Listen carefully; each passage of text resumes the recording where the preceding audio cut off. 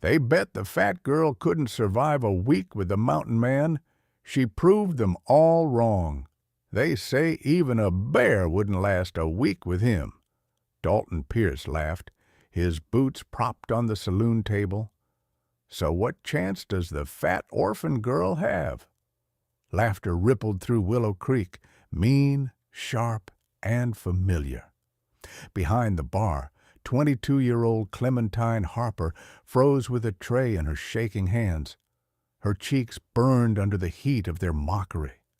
Dalton, son of the richest rancher in town, tossed a gold coin into the air and smirked. $100 says she won't last 7 days with Wild Jack Morrison." The room fell silent for a beat. Everyone had heard of Jack Morrison, the trapper who lived high in the Bitterroot Mountains, the man rumored to have killed a cougar with his bare hands, the one children whispered about as the beast in the pines. Dalton's grin widened. "Well, Clem, you've got debts, don't you? Want to prove us wrong?" Clem's throat tightened. The whole town was watching. Her employer sneering behind the counter, the girls whispering near the piano. If she said no, they'd call her coward and toss her from the inn. If she said yes, she swallowed hard. $100? Dalton leaned back. "If you're still alive come Sunday." The laughter returned, cruel and echoing. By sunrise, a wagon carried her to the mountain's base, a single pack, a torn map, and fear beating in her chest. When the men dumped her beside the trail, Dalton tipped his hat. "See you in heaven, sweetheart." Clem waited until they were gone, then looked up at the endless ridge of fir trees. Somewhere up there lived the man they called a monster. She took a breath, squared her shoulders, and began to climb. "Where are you listening from tonight? Texas, Manila, or Berlin? Tell me in the comments below." By midday, the sun blazed hot against the rocky trail, but Clementine Harper didn't stop climbing. Each step drove thorns through her boots and sweat into her eyes. Her skirt snagged on brush, her lungs burned, yet she pressed on because turning back wasn't an option, not anymore. She had grown up the butt of every cruel joke in Willow Creek, the fat orphan who worked off her parents' debts by scrubbing floors and serving men who never used her name, only nicknames like Piglet or Heavy Hands. She'd learned to smile through it, to bow her head and endure. But today was different. Today, she would either prove them wrong or disappear forever. The forest swallowed the last echoes of civilization.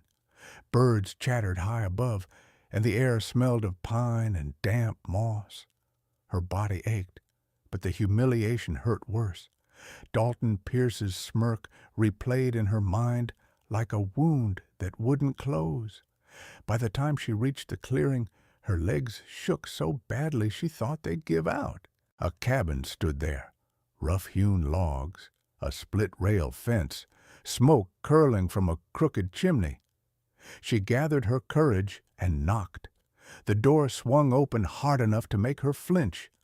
A man filled the frame, towering, broad-shouldered, his hair wild and his beard untamed, his eyes gray as a storm, studied her like she was an animal that had wandered too close. "Who sent you?" he asked, voice low and dangerous. Clem tried to steady her breath. "They call you Wild Jack. I came because—" She swallowed hard. "Because they made a bet. Said I couldn't last a week here." Jack's brow furrowed, the muscles in his jaw ticking. "A bet?" She nodded, shame prickling her skin. "If I stay 7 days, I get $100. If I don't—" He cut her off with a sharp exhale. "If you don't, they win." Clem braced herself for laughter or cruelty. Instead, Jack turned away, muttering, "Damn fools, using people for sport." He grabbed a second chair from the corner and dropped it by the fire. You can stay, but you'll work. I don't feed dead weight. I'll work, she said quickly. Whatever you need. He glanced back at her, assessing, then nodded once. We'll see. That first evening, she chopped wood badly enough to blister both hands. When she tripped hauling a bucket from the stream, he didn't help her up, only said, You'll learn.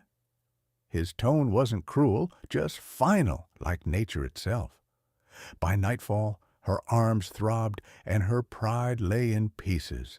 Yet, as she lay on the small cot he'd set up by the hearth, something stirred inside her, something that felt dangerously close to defiance. She wasn't going to let Dalton Pierce win. Outside, the wolves howled across the ridge. Inside, the mountain man sat in his chair, carving wood by firelight. He didn't speak, but when she shifted under the blanket, he said quietly, Don't worry, they won't come up here. Nothing does. His voice was calm, steady, safe. Clem stared into the flickering light, exhaustion tugging at her eyelids. For the first time in years, she fell asleep without fear of laughter echoing in her dreams. And somewhere in that quiet cabin, the first thread of something unexpected began to form, a fragile bond between the girl they mocked and the man the world had called a monster. The next morning, dawn pale and cold, mist coiling low over the forest floor. Clementine Harper woke to the smell of wood smoke and the sound of boots moving across the cabin floor. Jack was already awake, stoking the fire and packing a small leather satchel with tools. Up, he said without looking at her. If you're staying here, you'll pull your weight. Clem pushed herself upright, every muscle aching from the day before. Yes, sir. He paused, glancing at her with a trace of amusement. Don't sir me. I'm no one's commander. Just do as you're told, and don't wander off the trail. The mountain doesn't forgive mistakes. That morning began her true test. Jack led her into the woods, his long strides forcing her to half-jog to keep up. The forest seemed endless. Towering firs, carpets of fern, the whisper of unseen creatures watching from the shadows. The air was sharp with pine and cold water. They stopped by a stream that ran clear over smooth stones. Fill the pails, he instructed, handing her 2 tin buckets. And mind your footing. She managed 3 steps before slipping on a mossy rock and landing hard in the water. The shock of cold stole her breath. For a second, she thought he'd laugh. Instead, Jack extended a calloused hand and pulled her up. Try again, he said simply. She bit her lip, nodded, and did. By the time they returned to the cabin, her dress was soaked, her arms trembling from the weight of the water. Yet, for all her humiliation, there was something almost freeing about it. Out here, there were no eyes watching her, no whispers behind her back, only the challenge of surviving the next moment. Jack cooked stew that night from rabbit and roots he'd gathered. The rich scent filled the cabin, and her stomach growled audibly. He noticed. Eat, he said, ladling a portion into a bowl. She hesitated. Shouldn't you? I've eaten. Go on. The first spoonful nearly made her cry. It wasn't just good, it was warm, a kindness she hadn't expected. Thank you, she murmured.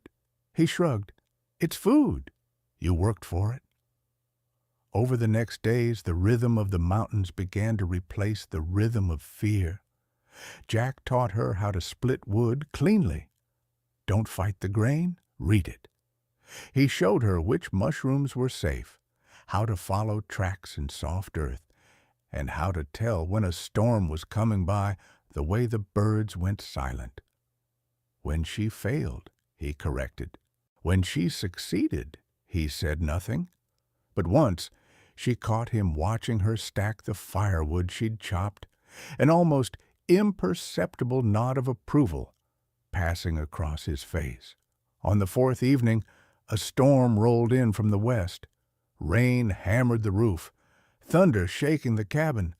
Clem shivered by the fire while Jack checked the shutters. Lightning illuminated his face, stern, scarred, but not unkind. "Afraid of storms?" he asked. "Used to be," she said. "Not any more." "Good," he replied, settling into his chair. "The mountain respects people who don't run from noise." She smiled faintly. "Is that how you ended up here? You stopped running?" He didn't answer right away. His gaze lingered on the fire. "No," he said finally. "I came here because I couldn't stop running from what I'd lost." The honesty in his tone surprised her. It wasn't self-pity, just truth. She wanted to ask more, but something in his eyes told her not to. Instead, she handed him a mug of coffee she'd brewed herself. He accepted it without a word, their fingers brushing briefly, rough, warm, steady. When the thunder eased, they sat in silence, listening to rain drip from the eaves. For the first time since arriving, Clem didn't feel like a trespasser. She felt like someone who belonged, if only for this one stormy night. Outside, the wind roared across the ridge.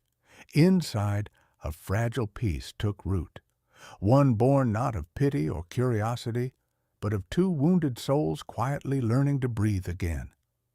When the storm cleared, the mountains glistened like silver.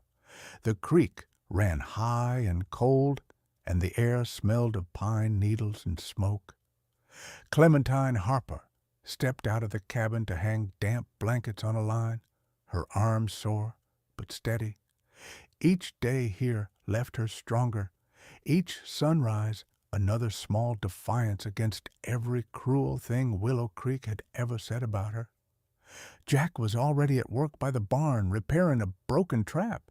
His sleeves were rolled to the elbows, revealing arms corded with muscle, movements quick and sure. He hadn't said much that morning, but he didn't have to. The quiet between them was no longer sharp. It had softened into something that felt almost companionable. "Breakfast ready?" she called. He nodded once and followed her inside. The cabin glowed in morning light, bread cooling on the table, a kettle steaming, herbs hanging from the rafters. When Clem had first arrived, it had been dusty and dim. Now it felt alive. She had scrubbed, mended, and rearranged until it no longer looked like a place meant for one lonely man. It looked like a home. "You've changed this place," Jack said, breaking off a piece of bread. Clem blushed, surprised. "I just cleaned a little." He looked around, the faintest smile tugging his beard. "You cleaned a mountain, then?" They ate in silence for a while. Tobias, the blue jay that liked to perch on the windowsill, screeched outside, startling her into laughter. Jack chuckled quietly, a low, rumbling sound that filled the room. She froze, realizing she'd never heard him laugh before. "Didn't know you could do that," she teased. He smirked. "Haven't had much reason to." As days turned to weeks, their routine grew natural. Mornings were for work, splitting logs, tending the small garden she'd started near the creek, hauling water. Afternoons, Jack taught her the art of tracking, how to notice the broken twig, the bent grass, the faintest trace of fur snagged on bark. She proved quick to learn, her sharp eyes compensating for her inexperience. One afternoon, as she knelt by the stream washing clothes, Jack returned from hunting with 2 rabbits slung over his shoulder. "You're getting better," he said, nodding at the neatly folded laundry. She grinned. "You mean I've finally managed not to lose half of it downstream?" "That too." He handed her a small wooden carving, a bear cub, roughly whittled, but endearing. "For you?" Clem blinked. "Did you make this?" He shrugged. "Had extra time last night?" "It's beautiful," she whispered, tracing the smooth lines. He shifted awkwardly. "Just wood." "No," she said softly. "It's kindness." For the first time, Jack looked away as if he didn't know what to do with the warmth in her voice. That night, they sat by the fire, reading from one of his old books, Emerson's Essays. Jack's deep voice filled the room, and Clem listened as though each word was a secret meant only for her. When he paused, she whispered, "You were a teacher once, weren't you?" He nodded. "Professor, philosophy, a long time ago." "What happened?" He stared into the flames for a long moment. "My wife and daughter caught fever. Doctors couldn't help. I buried them both the same week." His voice cracked barely enough to notice. "After that, I stopped speaking more than I had to." Clem's throat tightened. "I'm sorry." He shook his head. "Don't be. Grief's part of the deal we make for love." She wanted to reach for his hand, but didn't. Instead, she said quietly, "Then you loved them well." He looked at her, something unguarded flickering in his eyes. "Yes," he said. "And you, how did the world break you, Clementine?" She smiled sadly. "It didn't break me. It just never saw me." Silence stretched between them, gentle and heavy. The fire popped, and the shadows on the walls danced like memory. Later, when she rose to leave for her cot, Jack stopped her with a quiet, "Clem." She turned. "You're not what they say," he murmured. "You're more." The words wrapped around her like the warmth of the fire, sinking into all the places the world had made her doubt. In the days that followed, she found herself humming while she worked, laughing more easily. Jack began fixing things without being asked. Her broken bootstrap, the latch on her window. They cooked together, bickered over salt, shared stories of books and childhood dreams. The cabin, once a shelter for one man's grief, had become something else entirely. A sanctuary for two people learning to forgive the past. One evening, as the sun dipped behind the ridge and painted the world in gold, Clem stood on the porch with Jack. The wind brushed her hair across her face, and she laughed, tucking it behind her ear. Jack looked at her then, really looked, and for a moment his expression softened into awe. "Never thought peace could look like this," he said quietly. Clem smiled. "Maybe peace isn't found. It's built. One log, one day, one heart at a time." Jack nodded slowly, eyes still on her. "Then I reckon we're building something worth keeping." And in that quiet moment, surrounded by wildflowers and the scent of pine, she realized she didn't just want to survive this mountain.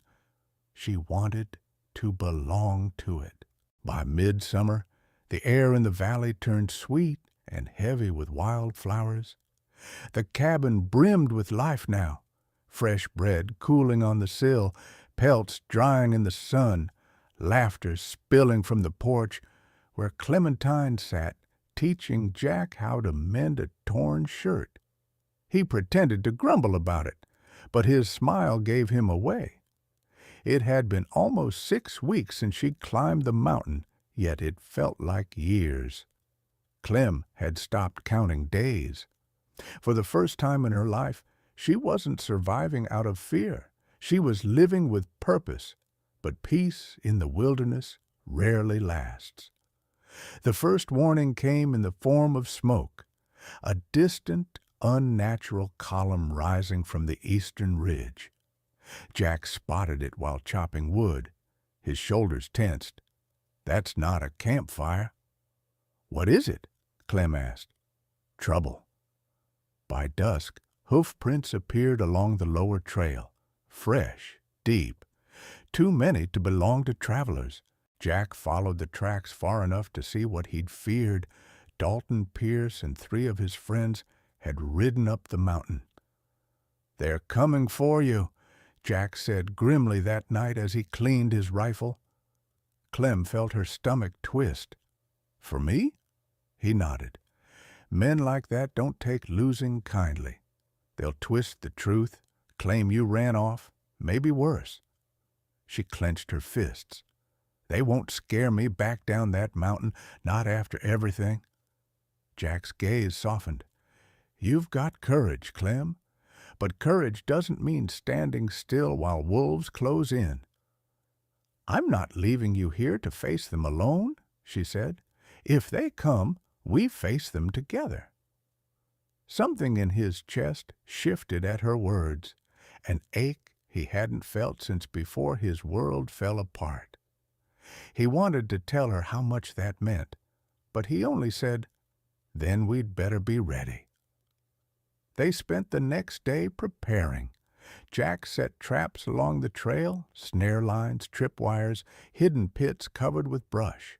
Clem gathered supplies, sharpened knives, checked the door locks twice. Her fear was real, but it no longer ruled her. That evening, when the work was done, she stood on the porch watching the sunset. The light turned her hair into burnished copper. Jack joined her quietly, a mug of coffee in his hand. "They'll be here by morning," he said. "I'm not afraid." He looked at her then, his gray eyes steady. "You should be. Fear's what keeps people alive." "Maybe," she said softly, "but faith's what keeps them human." Jack smiled faintly, then stared into the horizon. "You're wasted on that town, Clem. They didn't deserve you." She turned to face him fully. "Maybe not. But you did." The words slipped out before she could stop them. Jack blinked, startled, and for a moment neither spoke. The air between them shimmered with something fragile and dangerous. When he finally spoke, his voice was quiet. "Clem, A gunshot cracked through the silence. They both ducked instinctively. The bullet struck the edge of the porch post, splintering wood inches from Jack's shoulder. "They're early," he muttered, grabbing his rifle. Clem's pulse thundered in her ears. Through the trees she caught sight of torches flickering. Dalton and his men advancing slowly, their laughter cruel even at a distance. "They set fire to the barn," Jack growled, seeing the smoke begin to rise. "They mean to burn us out." Clem's hand shook, but she stood beside him. "Tell me what to do." He hesitated, then handed her a small pistol. "If they come through that door, you shoot. Don't think, just shoot." She nodded, clutching the weapon tight. "And you?" "I'll make sure they don't get that close." As he stepped out into the dark, rifle ready, Clem felt the old fear claw at her throat, but beneath it was something stronger. These men had laughed at her, called her worthless, bet money on her suffering. Tonight, they'd see what she was truly made of. The mountain had taught her more than survival. It had taught her to fight. The night fell thick and black across the ridge.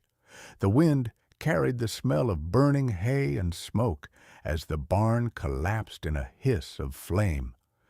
Dalton Pierce's laughter echoed through the trees, cruel and confident.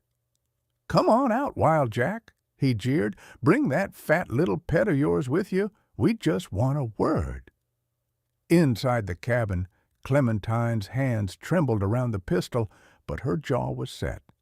She crouched behind the table, eyes fixed on the door. Jack was somewhere outside in the dark, moving silent as a shadow. A branch snapped. A torch flared. Dalton's men crept closer, unaware they were walking straight into Jack's traps. The first scream tore through the night when a snare yanked one of them off the ground, his rifle clattering to the dirt. Another man lunged to help, only to crash into a pit hidden beneath leaves. "Damn you, Morrison!" Dalton roared, firing wildly into the trees. "You think this scares me?" Jack's voice came back low and calm. "No, but maybe she will." Before Dalton could turn, Clem stepped out onto the porch, pistol raised with both hands. The torchlight glowed against her face, highlighting the fierce steadiness in her eyes. "Clem, get back inside," Jack barked. But she didn't move. "No, they came for me." Dalton smirked. "Well, look at that. The girl can shoot now." "Try me," she said, her voice steady. For a moment, neither moved. The mountain itself seemed to hold its breath. Then Dalton raised his revolver, but he never got the chance to fire. A single shot rang out, Jack's rifle cracking through the night. Dalton's gun flew from his hand, a scream ripping from his throat. The remaining men froze. Jack emerged from the dark, rifle still smoking. "Pick him up," he ordered coldly, "and get off my mountain."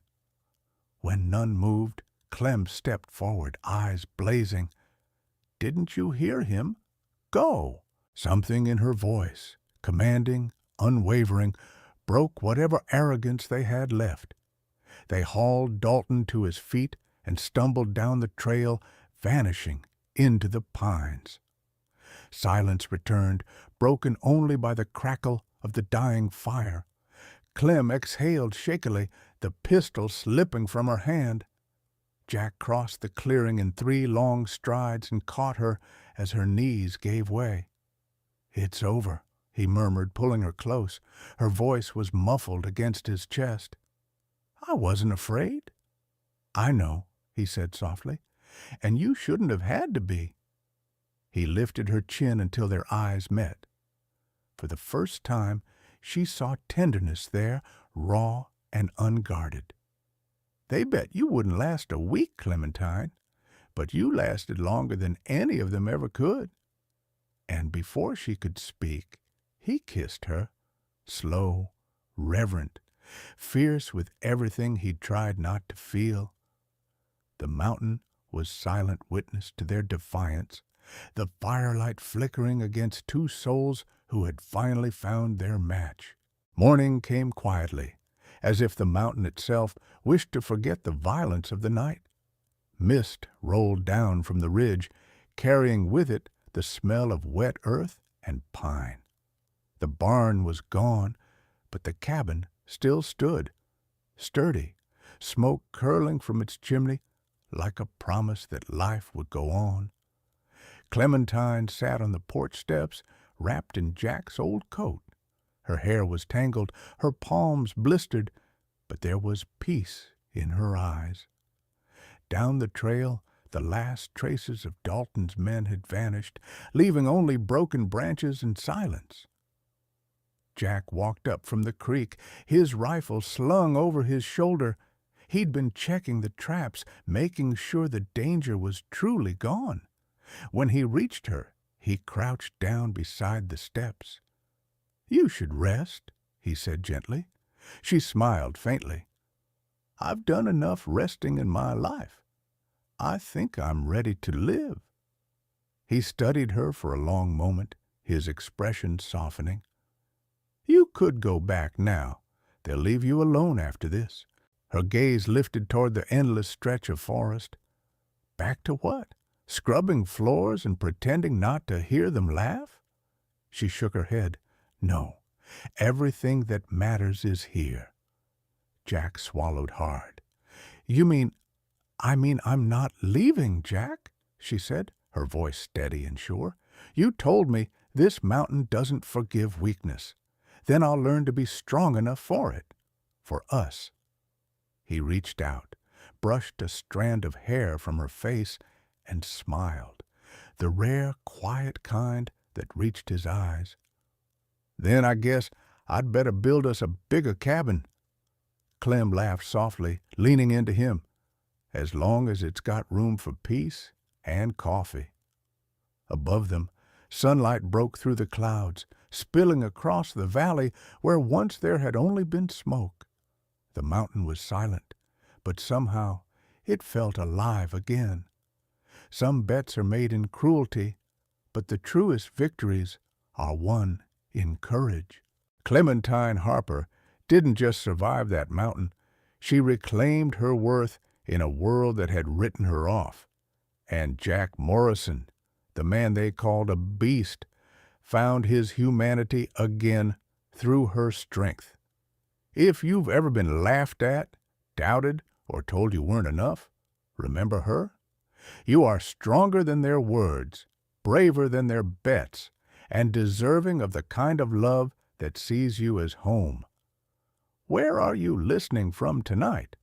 Tell me below, and stay a while. The next story is waiting for you.